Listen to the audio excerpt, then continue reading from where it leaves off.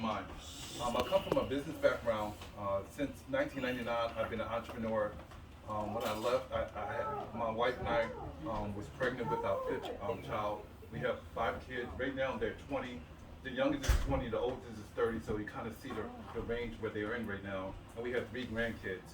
And in 1999, I left corporate America and went into entrepreneurship. And it worked out for me really well based off the idea that I was able to five-times my income from 1999 to 2007. But something interesting happened in 2007. It was time for me to make a business transition from one business venture that I was blessed with to be able to have that kind of success in the early years to move into another one. And when I moved to the other one, I realized that all the business development that I was able to acquire in personal development and leadership, because I was leading thousands of people at that time, I did not have any financial development. I looked at 2007 leading that business venture that at that time was doing well for me, making multiple six figures. I looked around after 6 months and said, where did all my money go? Because you're so used to a lifestyle. You ever heard the Parkinson's law that says a luxury once enjoyed becomes a necessity? Yeah. And that was me. And I'm like, oh my gosh, my five kids, they are used to this lifestyle. And so I started wondering what happened to all that money we were making. And I started studying finances. And it was God sent because the more I read about it and went to seminars across the country, the more I became intrigued about it and curious about it. For 2 years I did that, and in 2009, by 2009, my wife had joined me with the research and understanding it to the point we got our license in the industry. And since then, I started working in different financial service firms. And one firm that really had a great tenure, they were in business for over 45 years.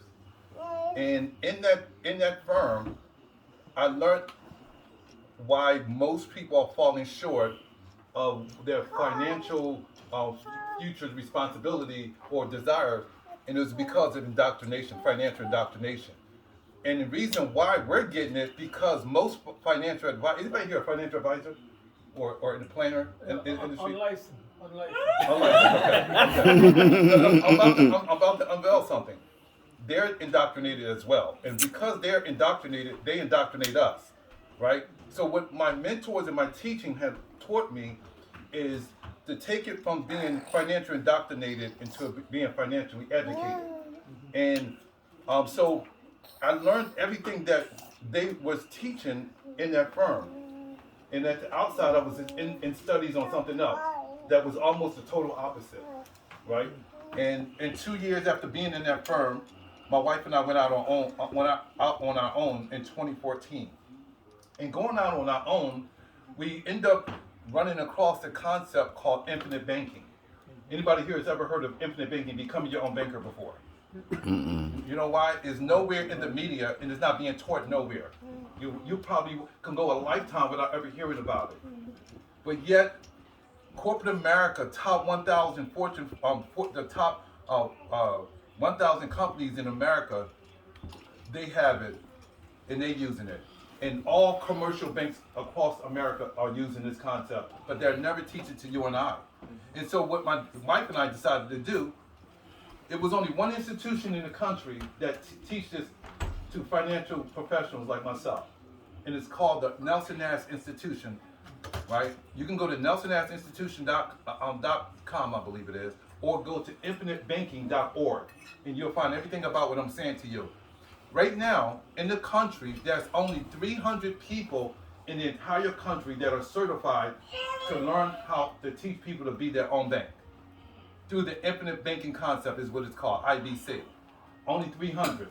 My wife and I are two of them, and we have one person in our firm that recently got certified about 8 months ago. So it's three of them in one firm, the firm that my wife and I are founders of Core Financial Partners.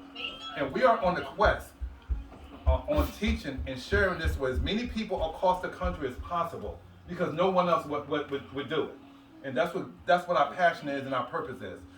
So I'm going to run through with you how money works and how it ties to this is the best way and the only way to handle financial matters, no matter if it's investment, taking care of your family, retirement, major capital purchases, it doesn't matter. You're going to agree if you're really serious about reserving and creating wealth for or creating financial independence for generations to come. So let me get right into it.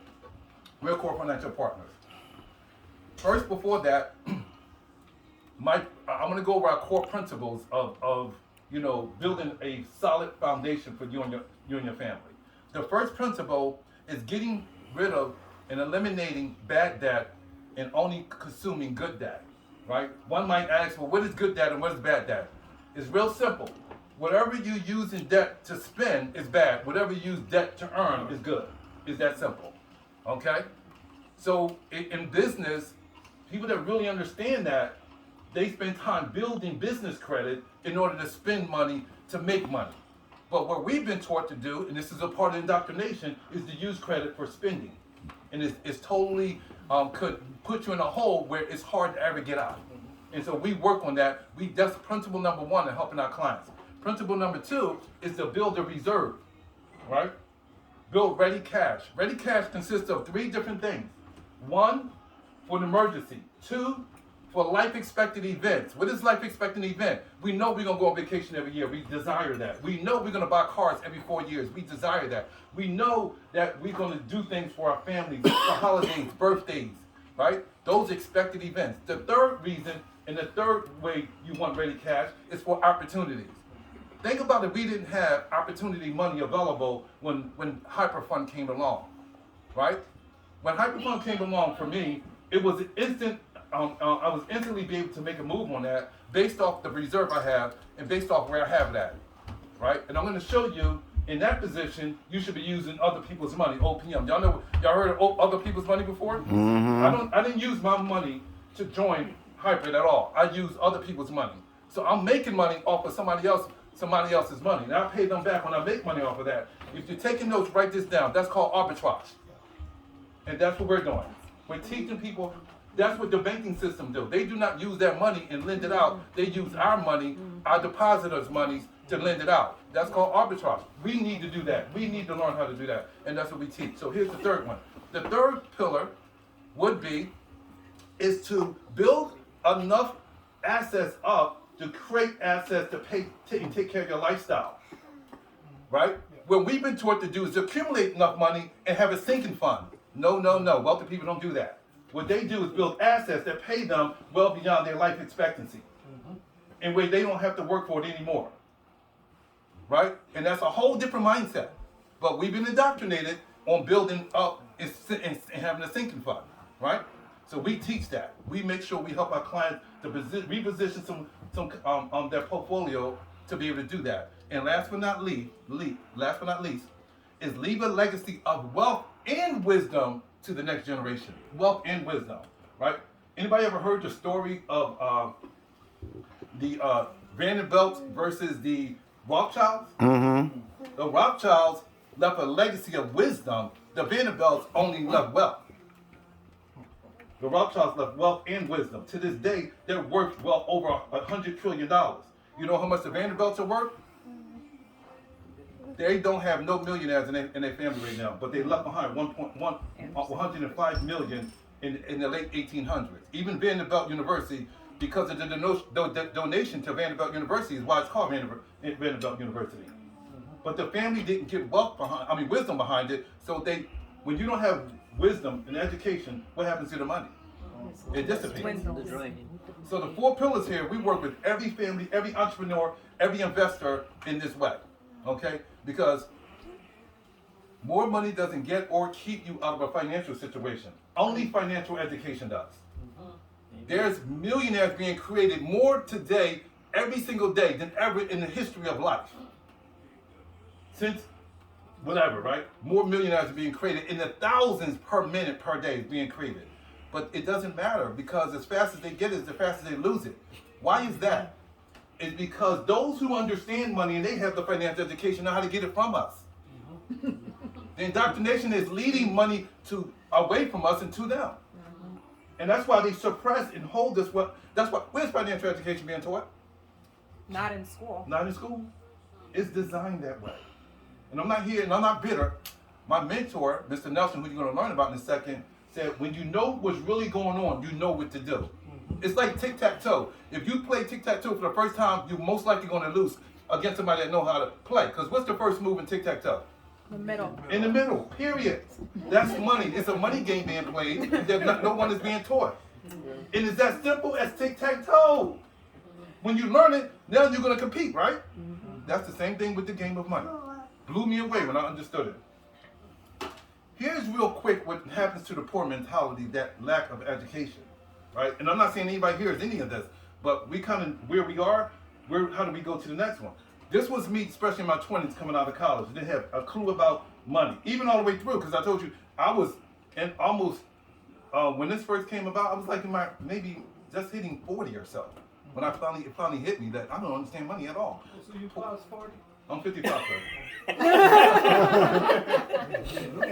So here we go. With the poor mentality, with the poor mentality, let's say they make money, it could be 5,000, it could be 3,000, it could be 10,000. The poor mentality is it's not about how much you make, it's about how you think in your relationship with money. So they make 5,000 and they spend 4,000 on the expenses, right? They have a lifestyle. But the rest of it go into stuff. They gotta have the latest watch, the latest this, the latest that. Some stuff they don't need and they still buy it. Right? It's because the money's there, they find something to do with it. Right? Been there, done that. Right? And then we have the middle class mentality. The middle class mentality, make money, right? Build up a nice career. But what they do, they add more liabilities in their life. Sometimes they have one house, they get a bigger one. They have one car, they need 3 now. Right? They need multiple and bigger and better everything. True. Right? Been here, done that. I mean, you should have seen me where I moved from to what I moved to. And guess what it caused me to do? To move back where I come from. When I started getting this, I quickly downsized. Because that's where my wealth was going. And every liability that we add to what it is that we're bringing in, right? Every liability that we add to our life has an expense to it. It's normally not paid out cash. It's normally created a monthly, it becomes a part of a monthly budget, right? And so that's the middle class. Was going through that all the way through my 30s while my kids were growing up. Vacations, I mean, we went on exotic vacation. We had a ball though, right? But here we go with the next level that I started learning when I started studying wealthy people and what they do. You earn on good money. And the thing about earning good money and being a wealthy mindset, you don't bring up your lifestyle to your earnings. Right? Here's Parkinson's law number 2. Don't allow your expenses to rise with your income. Don't allow your expenses to rise with your income. My mentor, he poured that in us. And so this is what you should do with the difference. If you was making 10, now you're making 20, what are you doing with that 10? You was making 5 and now you're making 10. What are you doing with that 5? This is what we should be doing. We should be diversifying in assets. Hear what we're taught when it comes to indoctrination. We're taught to put all of our assets in one, in one asset. Paper, 401k, mutual funds, Roth, IRA. That's all paper, y'all. If the Wall Street falls and crashes, what happens to all of your money? It's all eggs in one basket. We have heard that, right? Don't put all the eggs in one basket. We're not taught these other assets.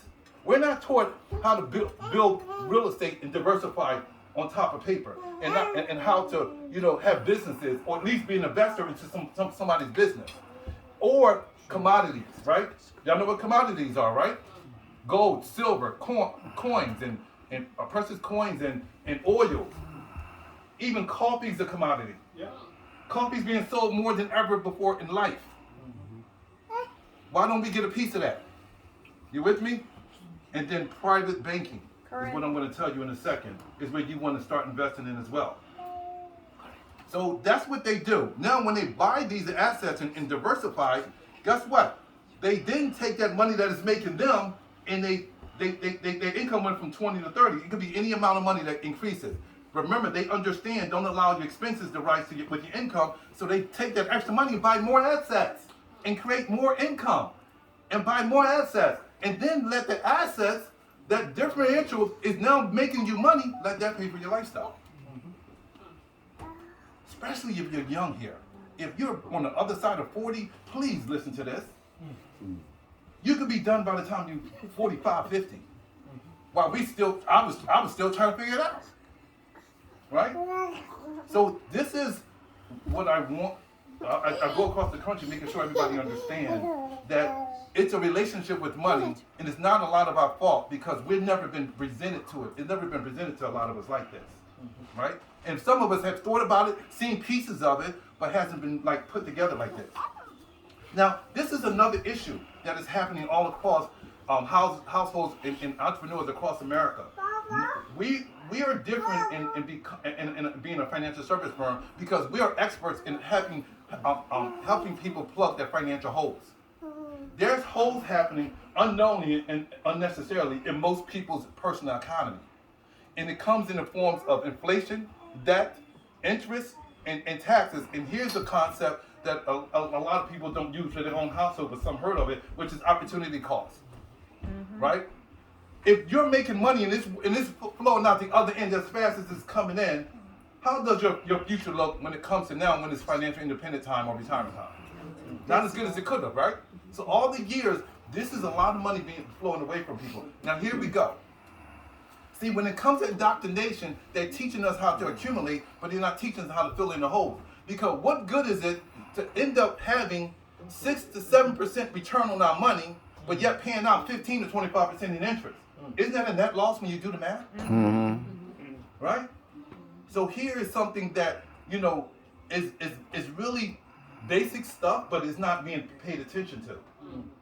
We do everything to keep that account going, automatically goes there from our paychecks, but yet we're spending 18% over here. It doesn't make any sense. It doesn't. When you really look at it, when that money could get rid of that debt, and then you can start from scratch and make out better. Because the longer you carry debt, y'all, does it become more expensive? Yeah. It makes sense, right? Okay. So how does it feel to make $1 million only to find out you lost $1 million? You make $1 million, you made $2 billion, but at the end of your years of working, you're 60, 65, 70 years old, ready to walk away, and you look back and now somebody told you, and the $3 million you have could have been $6 million. The $1 million you had could have been $2 million.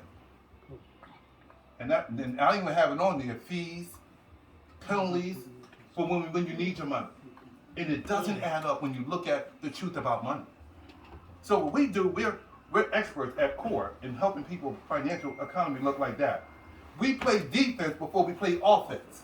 I would not focus on somebody making all this money and not tell them about this. That's why Roger wanted me to show y'all this today. This might not be nobody here, but it might be somebody you know. Does that make sense? So here's opportunity cost. That's the one thing on there I have to go over that we was familiar with interest, taxes, debt, and all that. But opportunity cost is the cornerstone to resolving all of this. It's the cornerstone. Opportunity cost, the definition is the potential future value of your spent dollars. What your money would have earned you in interest had you kept it versus spending it. Spent dollars are going forever. Once you spend $1, it's never going to earn you another dime. So if somebody makes $100,000 a year, they're probably spending 90% of it towards expenditures. But what if we can show them how to reserve that? At least 1/3 of that. Right? Here's opportunity in the numbers. So if you had $10,000 and you have opportunity for it to grow at 6% rate of return, in 30 years, $10,000 will end up growing to $50,000 more. So it'll be $60,000 in your account. But when something comes up, need, want, or desire for a service or good, and we take that $10,000 out, how much is in that account at that point? And it was started with $10,000. 0. You just spent the $10,000 that you was hoping to grow it to $50,000. Once you spend it, it doesn't. How many times are we going to allow that to happen with $5,000 to $10,000 pockets of money that we save, and then having to get rid of it because something came up, a need, want, or desire? Right? Is this making sense, y'all? Make plenty sense. Please don't fall asleep on me, y'all. I haven't gotten to the good part yet. Make plenty of sense. I'm with you, bro. Okay.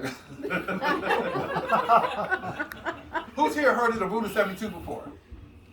Okay. The Rule of 72 is how all of this makes sense. Once you understand the Rule of 72, Now you use it in your life for every major expenditure. The way to compound interest is you divide the interest you're getting on your money into the number 72. It tells you how long it takes your money to double.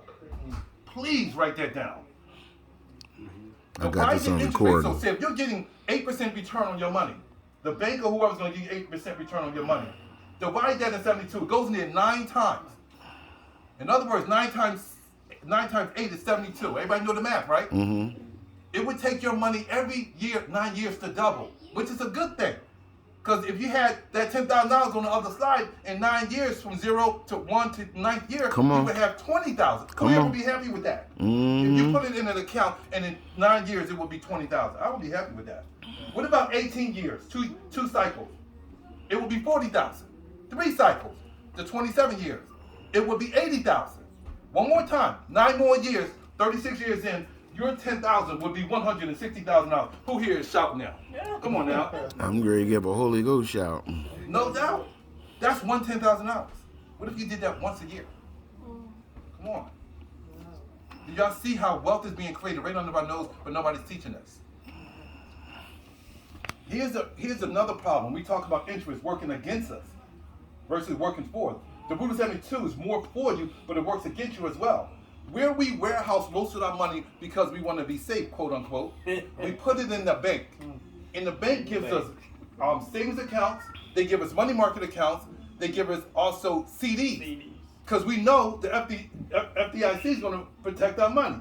And they only protect $250,000 for everybody to make sure everybody knew that. Yeah. Right? But here you go. If your money's only growing at 0.5%, because that's the average on all those accounts, that's the average return. But yet, inflation in the beginning of this year was 2.2. I'm going to tell you what it is now in a second. Worse. Right there is a net 200. If you had $10,000 sitting there and you got these numbers working for you, you have a net $250 in your account and you didn't spend one dime out of the $10,000. A net $215. If you had $100,000, you move, you retire, or you move your money, you roll it over to the bank's account, a money market. They tell you it's safe right there. You don't have to worry about the volatility of the market. You have a net loss of $2,100 if you move over $100,000. It don't touch it that year. That's 1 year. So you see why I was like, what happened to my money? Y'all talking about somebody bitter? This really, really stung when I first learned this, because no one had taught me any of this up until 2007. Also, inflation is the reason why all this is happening. Inflation is depowering or depleting our purchasing power of our dollar. If you look at what the dollar was worth 20 years ago, you'll be surprised what I'm talking about. So here, do you know what inflation is without us really being taught this? Inflation is an invisible tax. We worry about the taxes we pay. What about the taxes we don't receive but we feel? We used to be able to buy 3 candy bars. You're over 40, you know what I'm talking about. We used to be able to buy 3 candy bars with $1. Try to go to the dollar store and get 4 one of them, for $1. 25 cents a piece. Exactly. So 4 of them. You know, you can't do that today. And is the candy bar any different? No, it's the same size. In my And if they don't charge you more, they're gonna make it smaller. That's how they make up for it. Exactly. So understanding this now, knowing what's really going on, you know what to do. So, do I warehouse large amounts of money in the bank anymore? No. I'm a Christian. I'm about to curse. I'm done. You understand what I'm saying? This really is in my heart to make sure everybody understands. Y'all understand what I'm saying? So here we go. Sorry about that. Can I have you a question? Sure. So the financial institution that takes your money or my money and gives us such a meager, A pittance of an interest rate. That's what you wanted to say. yeah, well, so they must be making money then. Oh, awesome. What? But think about it like this. I'm gonna say this real quick. You're making a Let me killing. say this real quick, and then I'm gonna move through it because I want to save the Q&A for the end because my battery's gonna go. I can't find my charger. Real quick. They give us. Let's say they give us 1%. Let's give them a little handout. They give us 1%. When you get a loan from the bank, how much they charge you interest on it? At least 5-6%. That's what they earning. Yeah. That's what they earning. See, they don't lend out their money. They lend out depositors' money. Yeah. Every deposit going to the bank, they own it. You don't own your money anymore. So they take. If the bank have a run on it, we're not getting our money. So we'll get back to that, y'all. Keep that in mind. I'm going to show you more proof of this and where you can do your research, okay? Here's credit cards.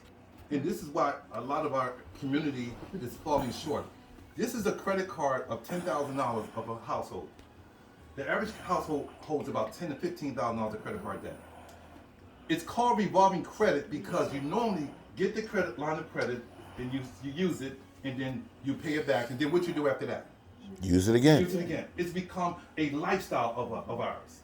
We kind of kick the can down the road.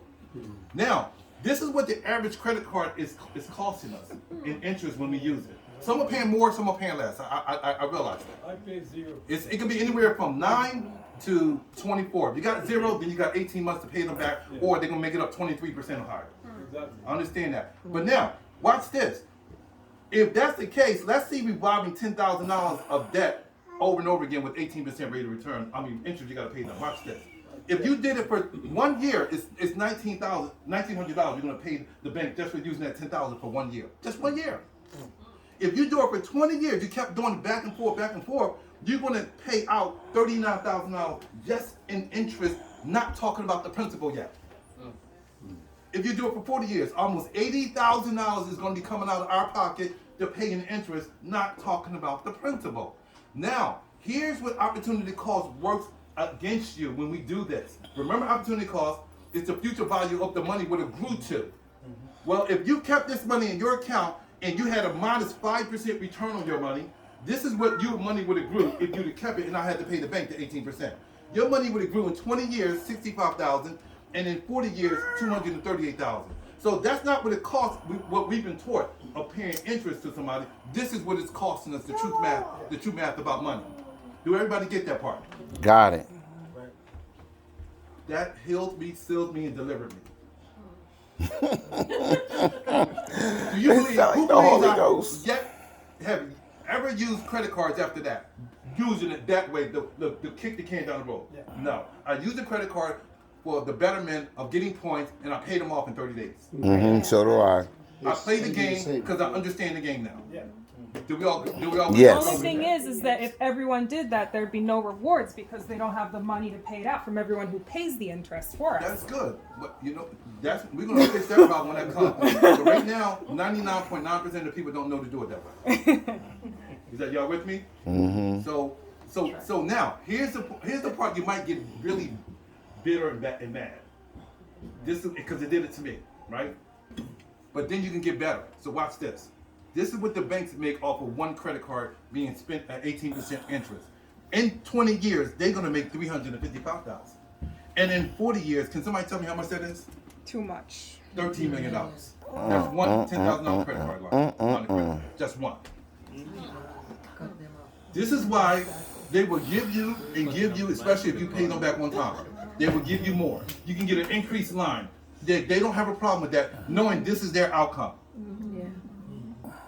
But when you become your own bank, what you're saying, you don't have to worry about that. Because what if that interest was paid to you and that's your outcome? Who here would want to know about that? Yay! Right here. That's why we're here today. I'm going to show you how to be the bank.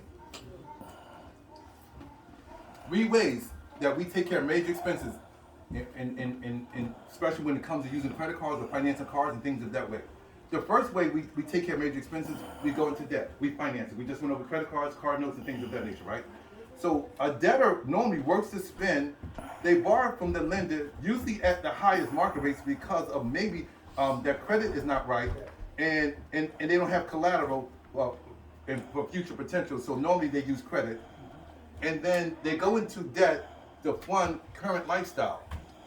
That's the debtor. That was me in my 20s, going into my 30s. Most of the things that we bought that was kind of sizable and expensive, I used credit, card, vacations, holidays, things of that nature. Here's a saver. You might be a person that may be who's taking a Dave Ramsey course or did something similar to what he teaches. When you do that, this is you right here. This was me in my 30s, before 40. This is how I was like, what happened to all my money? Because I went through Dave Ramsey courses. So here we go. This is what I learned with him. You save to avoid paying interest, and that's what you do when you take that course. You earn a little interest on your savings, because we just went over how much you earn on savings. and then you drain your savings tank to make purchases, right? And now you're not earning interest on the money you drained out of your tank. Write this down if you're taking notes. Capital has a cost to it. It's not figured out in here though. You think you're saving interest, but you gave up interest.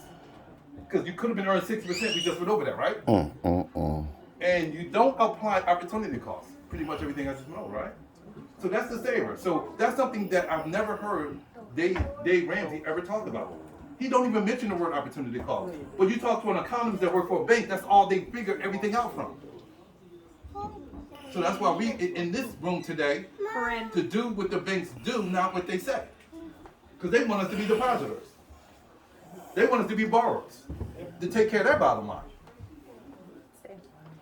Okay, here's the wealth creator. The wealth creator, what they do, they earn a reasonable rate of return on their money.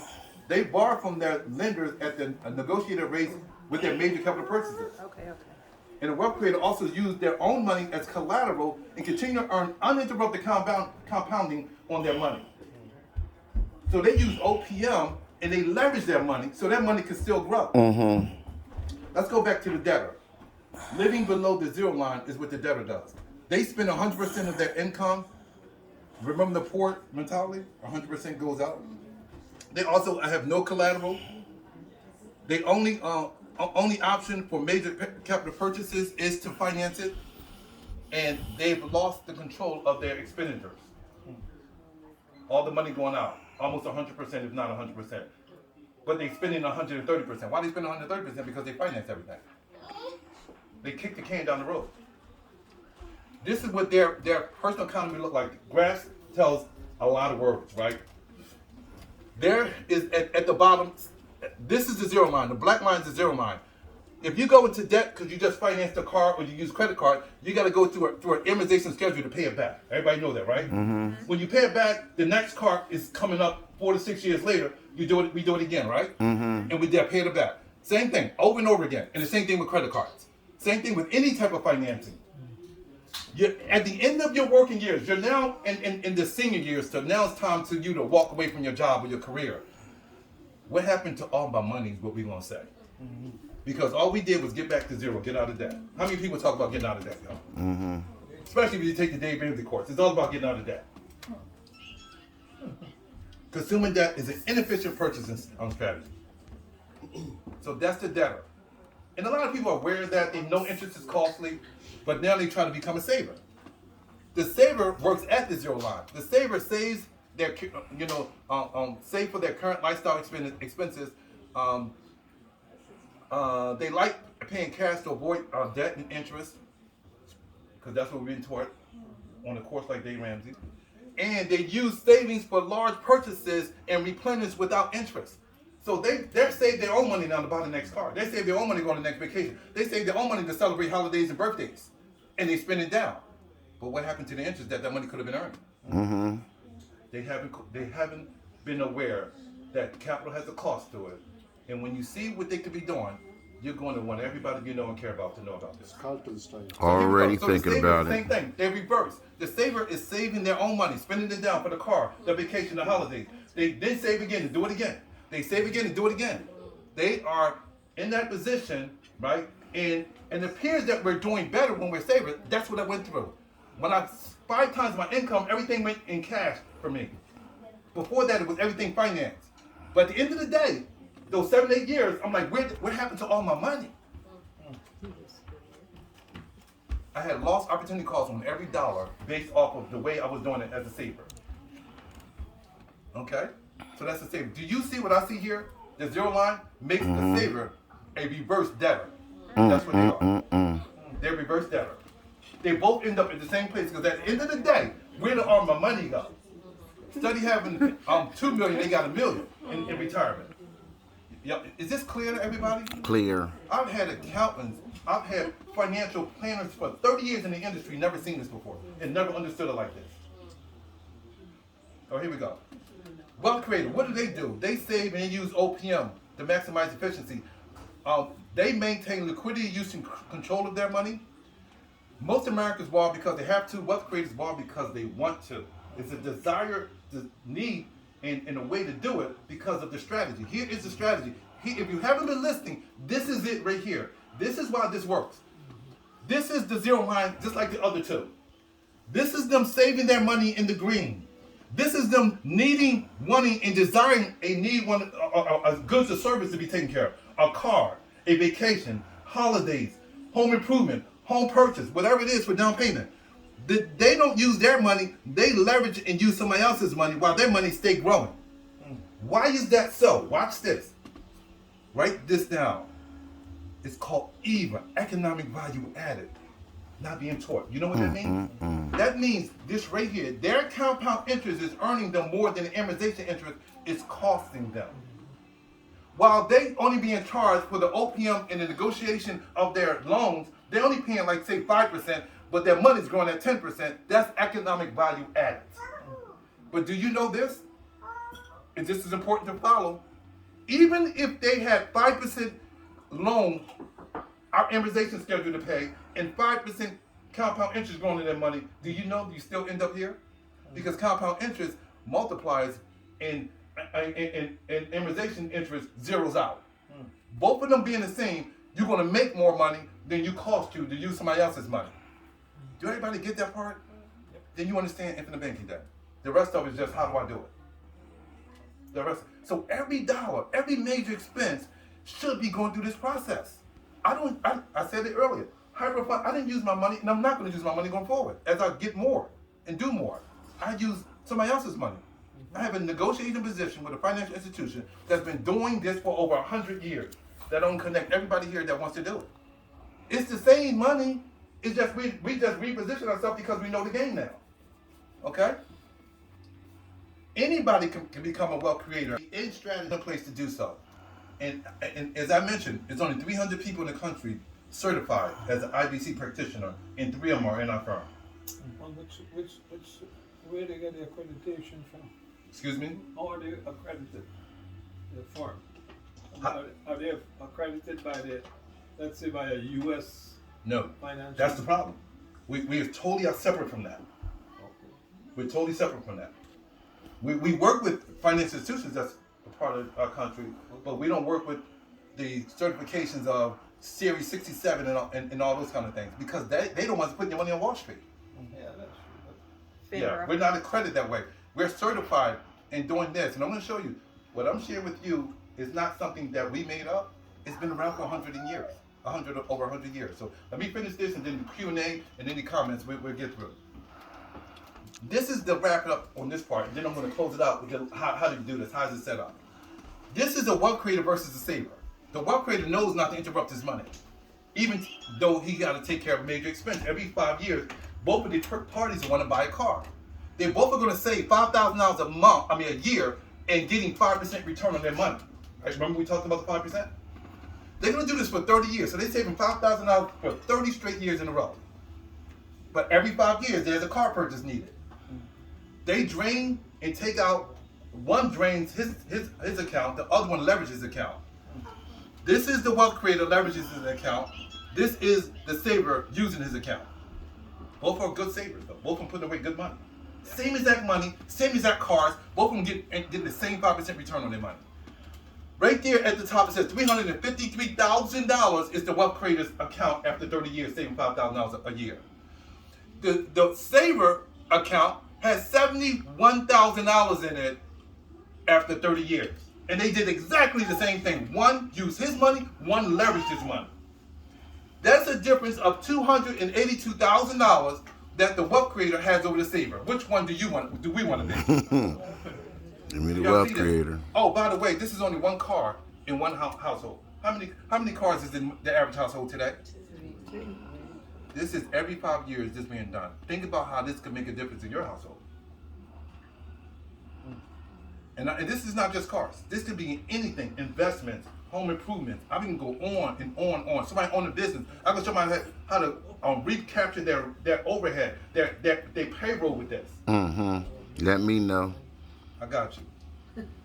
All right. Now here's all the benefits with this type of account. The benefits with this account is that this money is in a protection mode. No creditor or lawsuit can come against you and they can touch this money. The government can't even see this money for them to count against you having financial aid for your kids to go to college. Where do you think all the wealthy people put their money, y'all? I just showed you. Also, guaranteed return growth. The floor on this account is 4%. And a whole 4, not 0.4, a whole 4. In addition to the floor being 4, you get dividends because you're set up when you get a contract as an owner of this institution. It's a mutual company. They're not for profit. So they're going to pay you dividends. The dividends can take that for anywhere from 7 to 10% return on your money every year. Also, there's no taxes on this. To transfer this money over to your heirs when God takes you is no taxes on it. No estate taxes you have to worry about. You also don't have to worry about capital gain taxes. Come on, y'all. Taxes. Yes, that is huge. Listen. Taxes is the biggest hole in that bucket I showed y'all in the beginning. It is the biggest one. Biggest one. And that's why the people that know the game and have the money, they do what they got to do legally to avoid them. Not evade them. Evade them will put you behind bars. Also, tax-free withdrawals. We all wish that we had that, right? IRAs and 401ks and 403bs and TSPs. It's a joint account with the government. They just didn't tell us when we first started. Guaranteed loan options. Remember, you want to use your money as a leverage, not use your money. Every penny you have in one of these accounts, you can get up to 92% of a loan, guaranteed. You don't have to look at your debt to income ratio. You don't have to look at whether I work and they see that I can pay them back. You don't have to look at credit score. You don't have to put in an application, none of that. You call them, verify your account. They look at it and view that you have enough in there. You have $100,000 in there. You need $90,000. It's being wired. In 3 days, it'll be in your account. It is that simple. Why are they lending out such a high amount? That's I'm gonna very show you. risky in the real world. I'm going to break it down.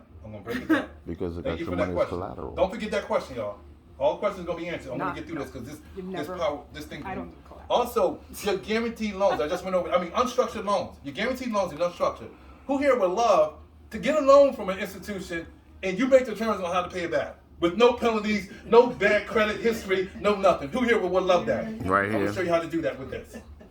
You can go a year and say, I don't want to pay for 2 years, matter of fact. You can do that as well. You have control of how to pay the loan back. And your whole amount of money is still there earning interest uninterrupted. The whole 100,000 and you just borrowed out 90. Your whole 100,000 is earning interest and dividends. Do you see how somebody can become a millionaire like quickly? Collateral opportunity. I just went over that. That means 100% of your accumulated money in there, you borrow up to 90% of it, 92% of it, all of it out. It's still the 100% still growing with interest and dividends. No loss opportunity cost in your money. It's